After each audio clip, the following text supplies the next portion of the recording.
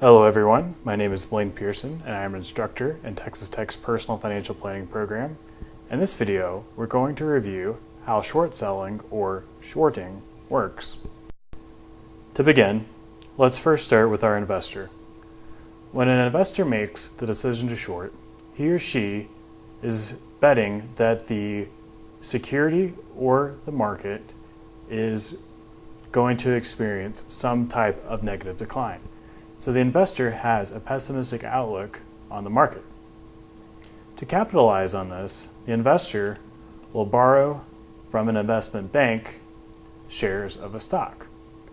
Here, the investor has gone to the investment bank, and the investment bank has let the investor borrow 100 shares of XYZ stock.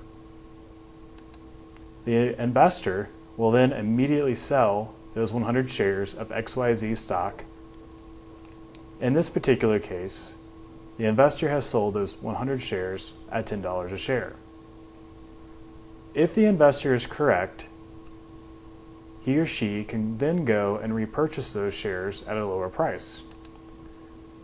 So, for instance, let's say the XYZ stock dropped to $5 a share. The investor would then take the cash from the prior sell that he or she made and purchase 100 shares at the $5 a share. The investor would then give back the 100 shares of XYZ stock to the investment bank. So, to recap, the investor would sell those 100 shares and net $1,000. If the investor is correct, the stock price will go down and he will be able to buy the stock back much cheaper. The investor can then keep that remaining difference. There are a few issues with short selling. Theoretically, there is an unlimited amount of risk with selling a stock short. Using the prior case, if XYZ stock were to instead go up, there is no limit to how high the stock price could rise. The investor still owes those 100 shares back to the investment bank. So, the investor would have to purchase those shares at a much higher cost to close out his short position.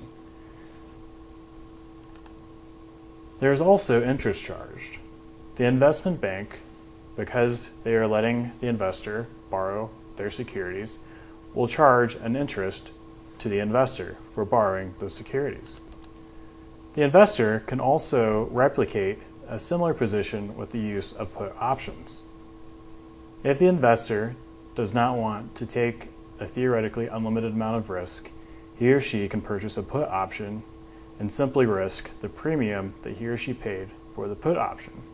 Using a put option allows an investor to mitigate and manage the amount he or she will potentially owe. Again, this is Blaine Pearson, and in this video we covered how short selling or shorting works. Thank you for watching.